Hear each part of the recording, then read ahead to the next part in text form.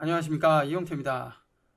이번 시간에는 오브젝트를 이동을 하거나 회전, 그리고 크기를 조절하거나 복제를 하는 등과 같은 아주 기본적인 그 개념과 그 방법에 대해서 살펴보도록 하겠습니다. 일반적으로 뭐 오브젝트를 이동, 회전, 뭐 크기 조절 등과 같은 뭐 이런 작업은 오브젝트 자체에 대한 그런 개념으로도 우리가 이해를 할 수가 있는데요. 만약 편집이 가능한 편집을 위해서 일반 기본 오브젝트를 폴리곤 오브젝트로 변환을 했다면 이것은 오브젝트 전체에 대한 이동, 회전, 크기뿐만 아니라 그 오브젝트에 대한 특정 포인트, 면, 그리고 엣지 등등에 대한 아주 개별적인 그러한 작업을 할 때도 우리가 같은 개념으로 사용을 합니다. 여기에서 자, 오브젝트를 하나 만들어 놓고 작업을 해보도록 하죠. 자, 큐브 오브젝트를 하나 만들었습니다. 자, 그리고 디스플레이에 고로드 쉐이딩 라인을 해주고요. 세그먼트를 좀 증가를 해보죠. 5개, 증가를 했습니다. 자, 그러면 각 면에 5개의 가로 세로 5개씩의 세그먼트, 즉 마디가 생긴 것을 알 수가 있고요. 좀 확대를 해봅니다. 자, 확대 축소는 마우스 휠을 회전을 해서도 가능하다는 거 설명을 한 적이 있고요. 자, 이 상태에서 이제 오브젝트를 이동을 하기 위해서 사용이 되는 툴이 이동 툴, 즉 무브 툴입니다. 그래서 이 좌표죠. 이 좌표를 이제 엑시스라고도 하는데 엑시스가 있는, 즉 좌표가 있는 곳에서 특정 좌표, 즉 방향을 클릭 드래그하면 해당 방향으로만 이렇게 움직이게 됩니다. 그죠? 자, Y축을 사용하면 이제 Y축 위아래로 움직이고요. X축을 사용하면 이렇게 X축 방향으로만 움직이는 것을 알 수가 있죠. 자, 여기서 축하고 상관없이 축이 없는 곳에서 클릭 드래그 하면 X, Y, Z 축이 한꺼번에 반응을 합니다. 자, 여기 이제 포지션에 있는 이 수치를 보면, 그죠? X, Y, Z 축이 모두 한 번에 움직이는 것을 알 수가 있고요. 0, 0, 0. 자, 그리고 플라이. 자, 그러면 0에 해당이 되는 위치로 다시 되돌아오는 것을 알 수가 있고요. 자, 이렇듯 오브젝트를 이동을 할 때는 이동 툴, 그리고 해당 축에서 이동을 하면 해당 축 방향으로만 이동이 되는 것을 알 수가 있고요. 자, 여기서 위쪽에 있는, 자, 여기에 지금 엑시스죠. X, Y, Z. 자, 여기에 있는 요 기능을 하나를 꺼보겠습니다. X축을 한번 꺼보죠. 자, 그 다음에 아무 곳에서나 움직여보면, 자, X축은 움직임이 없습니다. 즉 락이 걸려 있다는 것이죠. 컨트롤 Z에서 다시 원점으로 되돌아가고요. 이번에 Y축도 꺼볼까요? 자, 그리고 움직여보면 Z축으로만 움직입니다. 그죠? Z축으로만. 자, 이렇듯 특정 축에 대한 잠금 장치로서 지금의 요 기능들을 사용을 하게 되고요. 다시 켜놓고, 자, 이번에는 크기를 조절을 해주는 스케일 선택을 해주고요. 역시 아무것도 없는 곳에서는 X, Y, Z 축이 모두 크기가 조절이 됩니다. 그죠? 조절이 되고요. 컨트롤 Z. 자, 그리고 특정 축에서 클릭 드래그 하면 해당 축으로만 이제 크기가 조절이 되는데, 현재는 모든 축이 다 조절이 됩니다. 그죠? 모든 축이 다 조절이 되는 것을 알 수가 있고요. 자, 그 이유는 지금의 도형이 기본 도형이기 때문에 그렇습니다. 만약 편집이 가능한 폴리곤으로 바꿔주면 해당 축의 방향으로만 크기가 조절이 됩니다. 자, 잠시 후에 살펴보기로 하고요. 자, 그리고 회전. 자, 역시 아무것도 축이 없는 곳에서는 X, Y, Z 축이 모두 움직이지만 컨트롤 Z 특정 축에서 클릭 드래그 하면 해당 축으로만 회전이 되는 것을 알 수가 있습니다. 자, 이때 Shift 키를 누르면 스냅이 걸리기 때문에 10도 간격으로 이렇게 회전이 되는 것을 알 수가 있죠. 10도 간격으로 뚝뚝뚝뚝뚝뚝 회전이 걸리는 것을 알 수가 있습니다. 자, 여기에서 이제 스냅에 대한 설정, 또 설정을 여기에서도 해줄 수가 있고요. 자, 이제 지금의 기본 오브젝트를 편집이 가능한 폴리곤 오브젝트로 한번 변환을 해볼까요? 폴리곤 오브젝트로 자, 변환을 위해서 Make Edit Table 선택을 해줍니다. 자, 그러면 편집이 가능한 폴리곤 오브젝트로 바뀐 것을 알 수가 있고요. 자, 조금 확대를 해줍니다. 됐죠? 자, 이 상태에서 특정한 폴리곤을 자, 스케일 툴을 사용을 해봅니다. 스케일 툴. 자, 그리고 특정 방향 축에서 클릭 드래그 해보면 이전과는 다르게 기본 도형과는 다르게 해당 축 방향으로만 이렇게 커지는 것을 알 수가 있죠. 자, 컨트롤 Z. 자, 이렇듯 기본 도형과 폴리곤 오브젝트 이 상태에서는 차이가 좀 있다는 거 알 수가 있고요. 자, 이번에 이 축으로 해보면 그 축으로 크기가 조절이 되는 것을 알 수가 있습니다. 그렇죠? 자, 여기서 이제 폴리곤 모드 선택을 해주고요. 자, 그럼 파란색으로 바뀝니다. 여기서 특정 면을 선택을 해줍니다. 자, 그리고 아무것도 없는 축이 없는 곳에서 클릭 드래그 해보면 해당 축이 XYZ축, 여기서 Z축은 이제 없어지죠. 자, 면의 방향에 따라서 변화가 되는 것이기 때문에 지금은 XY축만 이렇게 크기에 대한 변화가 생깁니다. 그죠? 자, 면이 지금 평면이죠. 여기. 자, 그렇기 때문에 이 상태로 변형이 됩니다. 자, 이렇게 선택된 면, 즉 폴리곤의 크기를 조절을 할 때도 지금의 스케일 툴을 사용하고요. 물론 이동 툴을 사용을 해서 특정 위치, 그죠? 방향으로 이동을 해줄 수 있고요. 자, 이렇게 바깥으로 빼줄 수도 있죠. 됐습니다. 됐고요. 회전도 마찬가지입니다. 자, 선택된 그 부분만 이렇게 회전을 해줄 수가 있다는 거.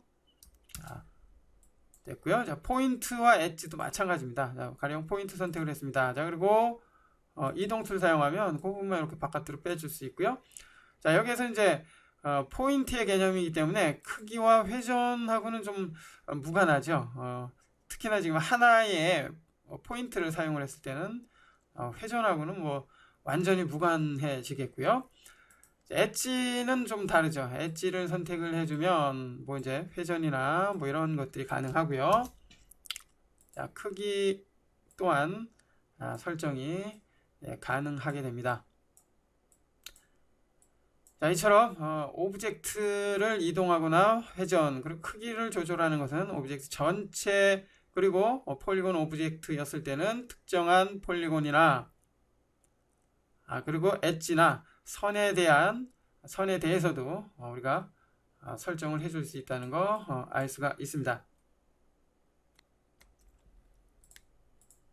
자, 여기서 자, 삭제를 해주고요. 딜리트 키를 눌러서 삭제를 해주면 되죠. 자, 다시 한번 이번 서피스를 하나 만들어 봅니다. 자, 서피스는 기본적으로 세그먼트가 24개 사용이 되고 있는 것을 알 수가 있고요. 됐습니다. 자, 여기서 오브젝트를 한번 특정 위치로 한번 이동을 해봅니다. 자, 이동을 했고요. 자, 오브젝트의 이동은 지금의 축에 대해서 축을 이용을 해서 이동을 해줄 수도 있고요. 그리고 아래쪽에 있는 코디네이트를 통해서도 얼마든지 이동이 가능합니다. 자, 가령 지금 모델 툴을 선택을 해주고요. 자, 여기서 우리가 또 놓쳐서는 안 될 부분이 있는데요. 자, 폴리곤과 엣지 포인트 모드에서는 코디네이트, 오브젝트에 대한 코디네이트를 사용할 수가 없습니다. 즉 오브젝트에 대한 위치나 크기 회전에 대한 설정을 해줄 수가 없다는 것이죠. 자, 그렇기 때문에 모두 0으로 나타나는데요. 물론 특정 포인트와 엣지 폴리곤에 대해서 선택이 됐다면 자, 여기에 있는 코디네이트를 사용할 수 있지만 오브젝트 전체에 대해서는 항상 지금의 모델 모드로 해줘야 됩니다. 자, 여기서 모델 모드를 꼭 누르고 있으면 오브젝트 모드가 있는데요. 자, 이 부분은 자, 잠시 후에 살펴보도록 하겠습니다. 자, 모델로 해주고요. 자, 모델 모드에서는 오브젝트 전체를 이동하거나 뭐 크기 회전 등을 해줄 수 있다고 했었죠. 자, 이 상태에서 이제 코디네이트의 포지션 값을 가령 0으로 해줬습니다. 자, 그리고 뭐 엔터 혹은 어플라이 버튼을 클릭하면 설정된 그 위치로 이렇게 회전이 되는 것을 알 수가 있고요. 뭐 크기도 마찬가지입니다. 크기 그리고 엔터 많이 커졌죠. 자, 그리고 아까 200이었나 200cm로 다시 조절을 해주면 됐고요. 회전도 마찬가지입니다. 자, 어플라이. 회전도 수치를 통해서 설정을 해줄 수 있다는 걸 알 수가 있었고요. 언두를 해서 원래 상태로 되돌아갑니다. 자, 그리고 자, 위치를 살짝 바꿔 놓고요. 그 다음에 메시 쪽으로 가서 메시 메뉴로 가서 엑시스 센터라는 것을 이용을 해서 지금의 여기서 엑시스는 이제 축이죠. 자, 여기 XY 축을 말하는데요. 자, 축을 기준으로 해서 이제 오브젝트의 위치를 맞춰줄 때 사용이 됩니다. 가령 엑시스에 대한 변화를 주기 위해서는 지금의 기본 도형은 안 되고요. 폴리곤 오브젝트로 바꿔줘야 됩니다. 자, 클릭해서 폴리곤 오브젝트로 바꿔줬고요. 자, 우리가 회전을 한번 해봅니다. 자, 회전을 자, 여기 빨간색 X축으로 회전을 했습니다. 자, 그러면 기본적으로 엑시스 즉 중심축이 오브젝트의 가운데에 있기 때문에 가운데를 기준으로 해서 회전이 됩니다. 그죠? 컨트롤 Z. 자, 그런데 자, 지금의 이제 이네이블 엑시스를 켜준 상태에서 무브 툴 그리고 엑시스를 자, 이렇게 다른 곳으로 이동을 해줬습니다. 자, 그럼 중심이 이쪽으로 옮겨졌죠? 이 상태에서 회전을 해보면 자, 회전이 지금 안 되죠? 자, 지금 엑시스가 활성화되어 있기 때문에 컨트롤 Z 해제를 해주고요. 자, 이제 회전을 해주면 회전이 되는 그 중심축이 이쪽으로 옮겨졌기 때문에 거기를 기준으로 해서 회전이 됩니다. 자, 이렇듯 엑시스 즉 중심축은 상황에 따라서 이렇게 바꿔가면서 해줄 수 있는데요. 엑시스를 움직이기 위해서는 반드시 오브젝트가 폴리곤 오브젝트로 변환되어 있어야 된다는 거 기억을 해 주시고요. 자, 이렇게 변화된 엑시스의 축은 자, 엑시스를 기준으로 했을 때 오브젝트를 움직여서 다시 뭐 가운데로 이렇게 맞춰줄 수도 있는데요. 자, 그 방법이 메쉬의 엑시스 센터라는 것이죠. 자, 가령 자, 여기 한번 볼까요? 자, 센터 투 오브젝트. 자, 선택을 하니까 엑시스를 기준으로 엑시스의 중심을 기준으로 해서 오브젝트 중심이 이렇게 맞춰지는 것을 알 수가 있죠. 자, 이런 식으로 메쉬의 엑시스 센터를 사용하면 엑시스의 위치를 기준으로 해서 이제 오브젝트의 위치나 등등의 이 중심 센터를 쉽게 맞춰줄 수 있다는 거 알 수가 있습니다. 자, 역시 나머지 부분 여러분들이 한번 살펴보시고요. 좋습니다. 다시 가운데로 이동이 됐죠? 그리고 자, 그냥 일단 놔둡니다. 자, 여기에서 하나만 팁으로 하나만 더 살펴봅니다. 자, 실린더를 하나 만들어 볼까요? 실린더. 자, 그리고 실린더를 스피어에 이렇게 종속시킵니다. 자, 그러면 스피어가 움직이면 당연히 실린더도 같이 움직이죠. 종속이 되기 때문에. 자, 여기에서 지금 종속된 실린더의 위치를 그죠? 상위 객체인 상위 오브젝트인 서피스의 중심에 정확하게 맞춰줘야 되는 경우도 있습니다. 자, 그럴 때 뭐 실린더를 이동을 해서 자, 이렇게 맞춰주면 됩니다. 근데 정확하게 맞춰주는 게 쉽지 않죠. 자, 그럴 때 종속된 오브젝트를 선택을 해주고요. 그 다음에 코디네이트 탭으로 이동을 해줍니다. 코디네이트 탭. 자, 그리고 자, 여기 지금 XYZ 맞죠? XYZ축이 뭐 X는 0, 그 다음에 YZ는 좀 다르게 있죠? 자, 여기에서 자, 모든 수치를 0, 0, 0으로 해주면 지금 종속된 오브젝트의 위치는 그죠? 상위 객체인 상위 오브젝트인 서피스를 기준으로 했을 때 중심점에 해당이 되는 0에 정확하게 맞춰지게 됩니다. 이제 엔터키를 누르면 이렇게 변화가 생겼죠? 변화가 생긴 것을 알 수가 있습니다. 물론 지금의 이 객체들의 위치는 실제 월드축을 개념으로 했을 때는 여기가 0이기 때문에 0에서 벗어난 위치이지만 이 오브젝트를 기준으로 했을 때는 자, 0이 여기죠. 그래서 종속된 오브젝트의 위치가 상위 오브젝트인 그 0에 해당되는 기준으로 설정이 되게 됩니다. 자, 수치를 0으로 했을 때 정확히 맞춰진다는 것이죠. 자, 오브젝트를 이동을 하고 회전을 하고 크기를 조절하는 다양한 방법에 대해서 살펴보고 있는데요. 이번에는 오브젝트를 복제해주는 방법 살펴봅니다. 일단 바깥으로 좀 빼주고요. 그리고 좀 이동을 해줍니다. 뭐 여기에서의 이제 종속에서 해제가 됐기 때문에 0 엔터를 하면 이제 월드 축에 0에 해당이 되는 그 위치로 이동을 하게 되겠고요.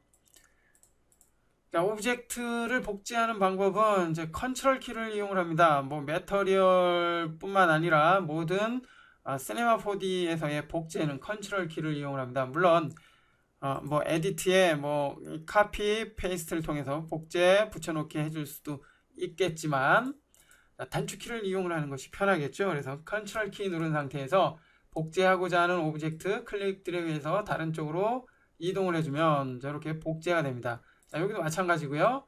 복제. 자, 여러 개를 선택하고 컨트롤 키 이동. 그러면 선택된 이 객체들이 모두 한꺼번에 이렇게 복제가 됩니다.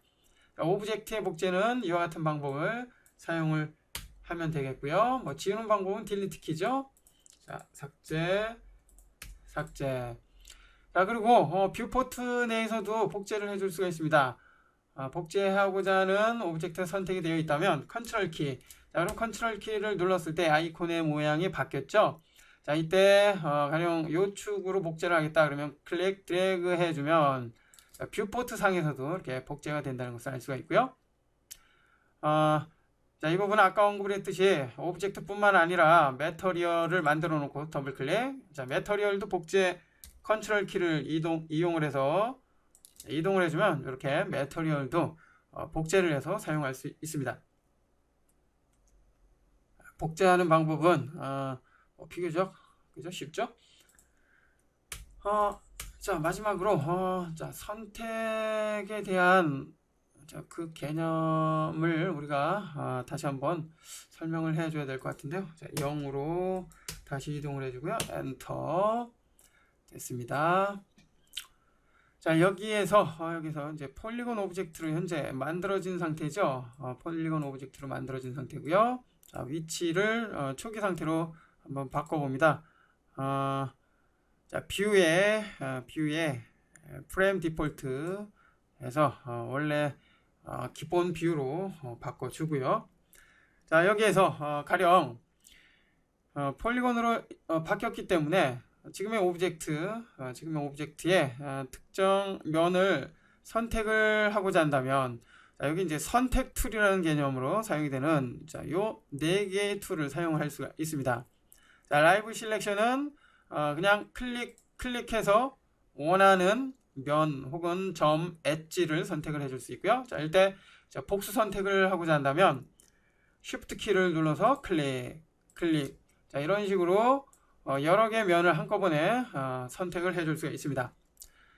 자, 여기에서 이 둘레를 그죠? 지금 선택되고 있는 이 둘레를 한 번에 선택을 하고자 한다면 자, Select 메뉴에 보시면 이제 선택에 관한 모든 기능들이 있는데요. 자, 여기서 루프 실렉션을 사용을 해보면 자, 해당 둘레를 한 번에 이렇게 선택을 해줄 수 있습니다. 자, 여기도 클릭해서 자, 흰색으로 됐을 때 선택이 된다는 것이죠. 클릭 됐습니까? 자, 이런 식으로 선택을 해줄 수가 있습니다. 자, 뭐 그 밖에 뭐 링 방식도 그죠? 링 실렉션 방식도 뭐 비슷하고요. 그리고 뭐 이제 필 실렉션은 이제 이렇게 전체가 선택이 될 수 있게 해주는데요. 자, 해제하는 방법은 빈 곳을 클릭해 주는 것이고요. 그리고 디실렉트라는 요 기능이 있습니다. 그러면 선택이 해제가 되고요.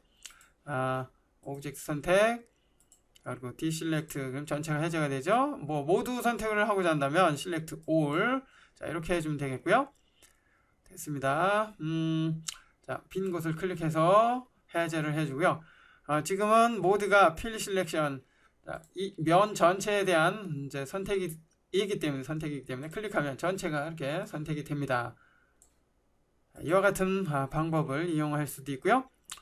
자, 그 다음에 퐁 브레이크 실렉션이라고 있는데요. 이 부분은 지금 오브젝트가 이 모양의 오브젝트이기보다는 좀 복잡한 구조로 되어 있는 오브젝트가 필요합니다. 자, 플래토닉을 한번 사용을 해보죠. 플래토닉. 자, 일단 여기는 꺼주고요. 자, 플래토닉 오브젝트 됐습니다. 자, 역시 면에 대한, 즉 폴리곤에 대한 편집을 하기 위해서 폴리곤 오브젝트로 바꿔주고요. 됐죠? 자, 지금 필 실렉션이기 때문에 이 전체가 이렇게 한 덩어리로 이렇게 선택이 되는 것을 알 수가 있습니다. 그죠? 필 실렉션. 네. 자, 그런데 여기에서 자, 퐁 브레이크 실렉션을 선택을 해보면, 자, 지금 약간의 이제 설정 옵션들이 나타난 것을 알 수가 있죠. 자, 클릭해보면 해당 꼭 면만 이렇게 선택이 됩니다. 자, 여기에서 자, 오버라이드 퐁 태그를 체크를 해주면 이제 퐁 앵글이 활성화되죠. 현재 180도로 되어 있는데요. 선택을 할 때 기준이 되는 그 각도 여기서 설정된 180도 범위를 벗어난 부분은 선택이 되지 않습니다. 그죠? 자, 지금 보면 이렇게 보면 자, 여기서 여기까지의 각도가 180도가 안 됩니다. 그죠? 자, 그러니까 180도 범위 안에 있기 때문에 클릭해 보면 이렇게 선택이 되는 것을 알 수가 있고요. 자, 가령 각도를 한 5도 정도로 낮췄습니다. 자, 그리고 해제를 해주고요. 자, 그리고 갖다가 마우스 커터를 갖다 놓으면 그죠? 아까하고는 다르죠? 이렇게 자, 5도 내에 있는 그 면에 대해서만 선택이 가능하기 때문에 자, 지금 한 면만 선택이 됩니다. 가령 한 45도로 늘려봅니다. 자, 그리고 해제했다가 선택을 해보면 45도 범위 안에 모두 들어오는군요. 이번엔 15도로 좁혀보면 자, 역시 이렇게 되고요. 25도 역시 안되죠. 35도 자, 35도 역시 안됩니다. 자, 한 40도로 해볼까요? 40도 역시 안되고요. 45도 이제 아까 45도로 했었는데 자, 이로써 지금의 각 면의 각도는 이제 45도 정도가 되겠네요. 그죠? 45도 그 범주에서 사용이 된다는 것을 알 수가 있습니다. 가령 이제 모자를 우리가 만들었다고 생각해보면 챙이 있는 모자요. 그러면 모자의 겉면과 그죠? 겉과 속을 이렇게 따로따로 이렇게 선택을 해야 되는 그런 경우가 있습니다. 자, 그럴 때 지금 이제 퐁 브레이크 실렉션을 사용을 하면 지정된 그 각도에 의해서 안쪽이나 바깥쪽을 이렇게 따로따로 선택을 해줄 수가 있게 되는 것입니다.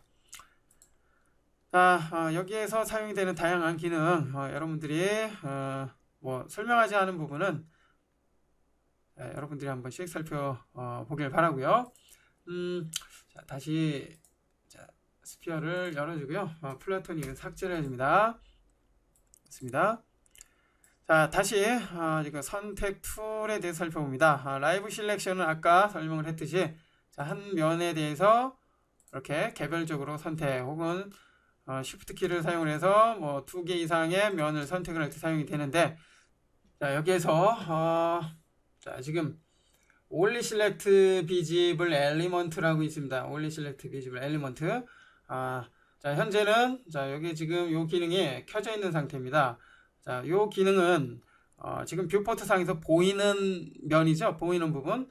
지금 오브젝트가 3D 오브젝트이기 때문에 뒤쪽도 분명히 면이 있습니다. 그죠? 뒤쪽도 있는데 자, 여기서 클릭해서 선택을 했을 때 현재 보이는 면만 선택을 할 때 사용이 됩니다. 그래서 자, 회전을 해보면 뒤쪽은 선택이 안 됩니다. 그죠? 자, 이럴 때 뒤쪽도 자, 클릭해서 선택된 거기하고 그 방향과 일치된 뒤쪽에 있는 면도 선택되고자 한다면 자, 원래 Select Visible Element를 해제를 한 상태에서 다시 한번 클릭해서 선택을 해주면 자, 뒤쪽에 있는 이 면도 클릭했을 때 그 마우스 커서에 닿은 그 면도 이렇게 선택이 됩니다. 자, 그렇기 때문에 선택을 할 때 지금 이제 Only Select Visible Element를 체크할 것인지 해제할 것인지에 대한 반드시 우리가 확인을 해주고 선택을 해줘야 됩니다. 됐죠? 자, 해제를 해주고요.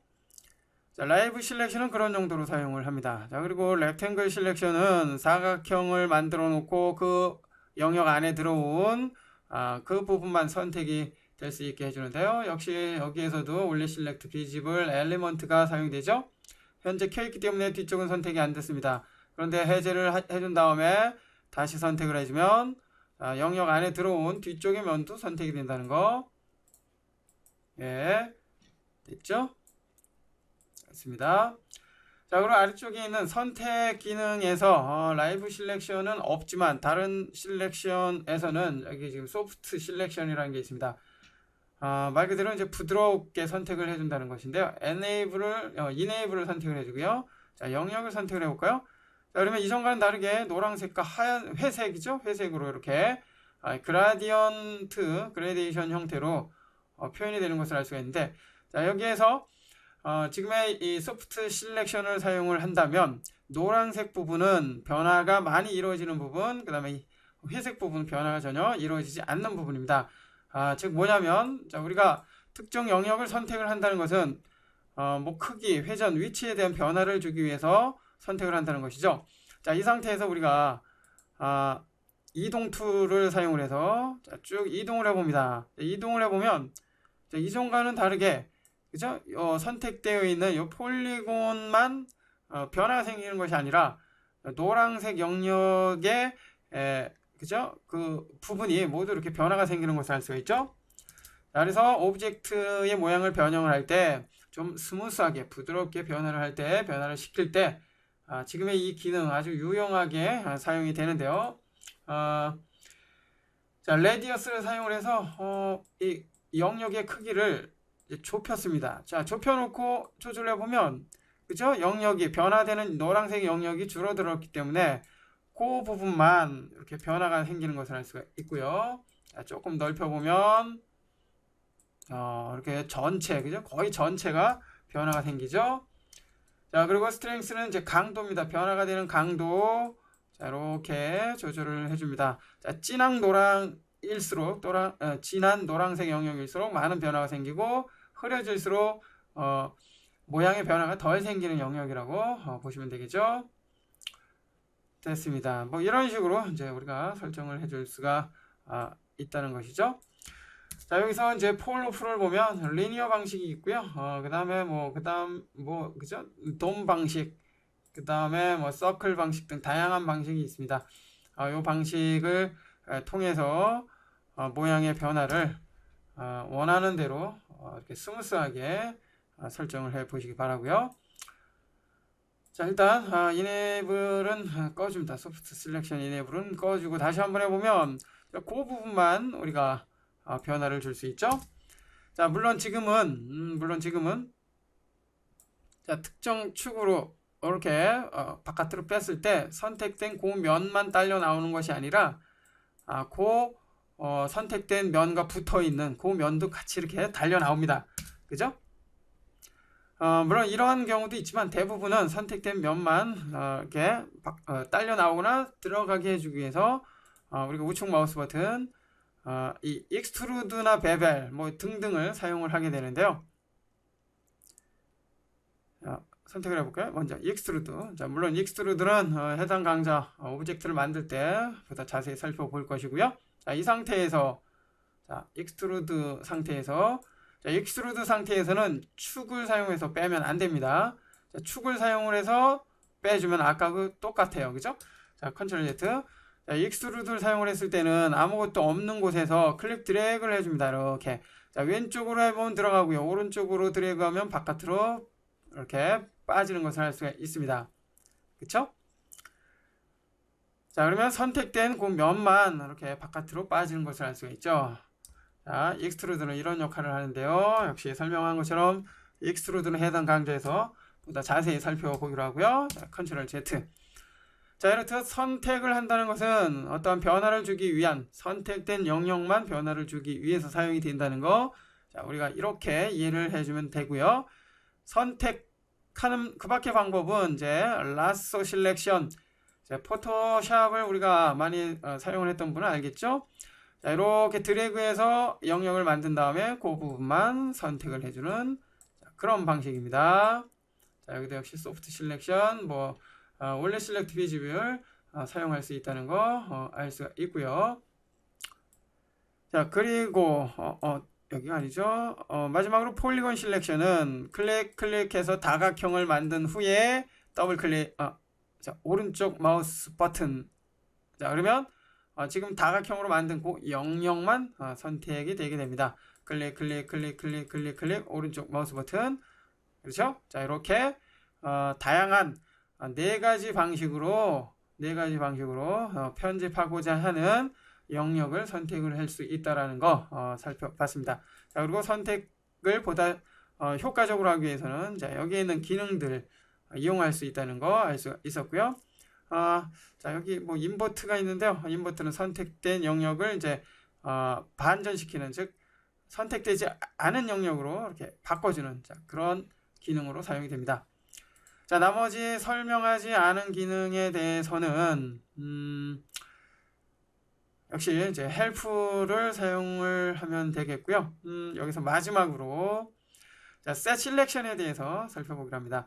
자, 복잡한 구조로 되어 있는 오브젝트일수록 선택하기도 상당히 어렵습니다. 그래서 한번 선택된 그 영역은 다시 해제되면 또다시 선택을 해야 되는 번거로움이 있습니다. 자, 이럴 때 선택된 영역을 태그화 시켜준다면 나중에 그 부분은 해제가 되더라도 보다 쉽게 간편하게 선택을 해줄 수 있는데요. 그게 바로 이겁니다.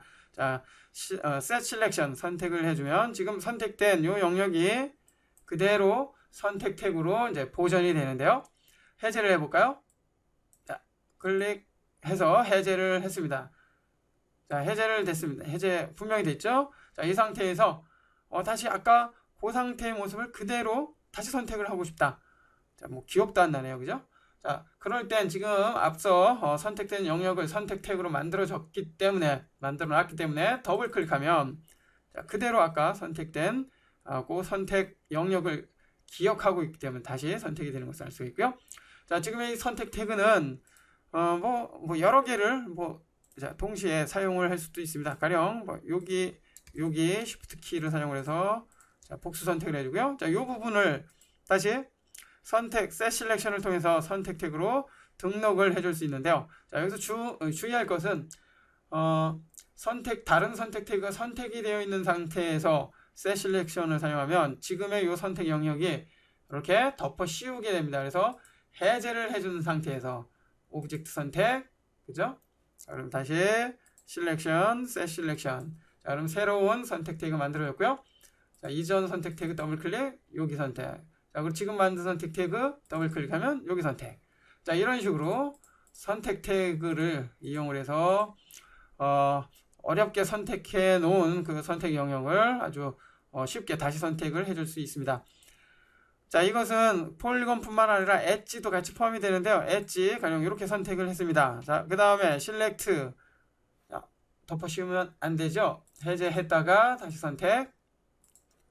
그 다음에 set selection. 자, 그러면 선택 태그 만들어졌는데 모양이 다르죠?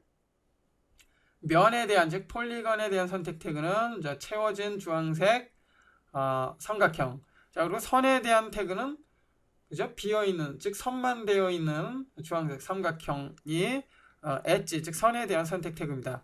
자, 그렇다면 이제 포인트의 선택 태그는 당연히 해제해주고요. 다시 선택. 당연히 이제 포인트로 이루어진 그런 선택 태그로 사용을 하게 되겠죠. 자, 이런 식으로 선택 태그 아주 효율적으로 이용해 보십시오. 자, 이번 시간에는 오브젝트를 이동, 회전, 크기, 그리고 특정 면, 선, 점에 대한 선택이나 변화를 주는 그 방법에 대해서 살펴봤습니다. 우리가 원하는 오브젝트로 만들어주기 위한 아주 기본적인 방법이기 때문에 손에 익도록 많이 연습을 해 주십시오.